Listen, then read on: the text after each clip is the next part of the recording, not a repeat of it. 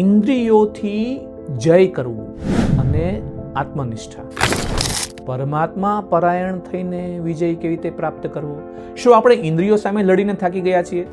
શ્રી કૃષ્ણનો આ શ્લોક આપણને સમજાવે છે કે માત્ર દમનથી નહીં પણ મનની ઉચ્ચ લક્ષ્યતામાં પરોવીને જ ઇન્દ્રિયો ઉપર પૂર્ણ વિજય મેળવી શકાય છે.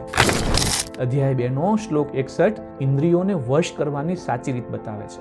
કૃષ્ણ કહે છે કે સાધકે તમામ ઇન્દ્રિયોને વશમાં કરી અને મનને મારામાં પરમાત્મામાં પરોવીને સ્થિર થવું જોઈએ. વ્યવહારમાં આને ડીપ કન્સન્ટ્રેશન કહી શકાય, જ્યાં મન વિષયોના બદલે ધ્યાનમાં લીન થઈ જાય છે, ધ્યેયમાં લીન થઈ જાય છે.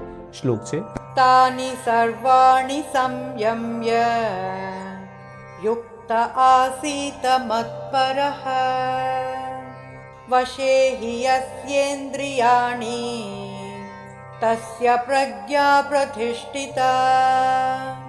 શ્રી કૃષ્ણ કહે છે તેથી સાધકે તે બધી ઇન્દ્રિયોને વશમાં કરી અને મનને મારામાં પુરોવીને મતપર થઈને સાવધાન થઈને બેસવું જોઈએ.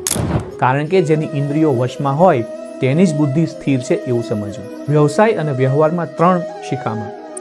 1. સંપૂર્ણ એકાગ્રતા. વ્યાપારમાં સફળતા માટે માત્ર મહેનત પૂરતી નથી પણ ચિત્તનું એકાગ્ર થવું એ જરૂરી છે.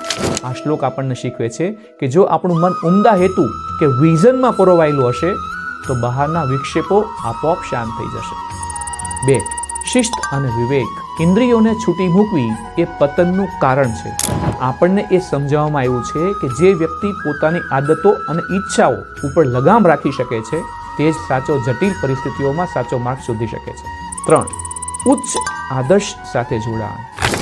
જ્યારે આપણે કોઈ મોટા મિશન કે સેવાભાવ સાથે જોડાયેલા રહીએ છીએ ત્યારે આપણી બુદ્ધિ સ્થિતપ્રજ્ઞ બને છે. વ્યવહારમાં આ દ્રષ્ટિકોણ આપણને સ્વાર્થની ઉપર ઉઠાવીને પરમ શાંતિ તરફ લઈ જાય છે અને સફળતા પ્રાપ્ત કરાવે. શું આપણે આપણી શક્તિઓને વિખેરવાને બદલે કોઈ ઉમદા લક્ષ્યમાં કેન્દ્રિત કરવા તૈયાર છીએ?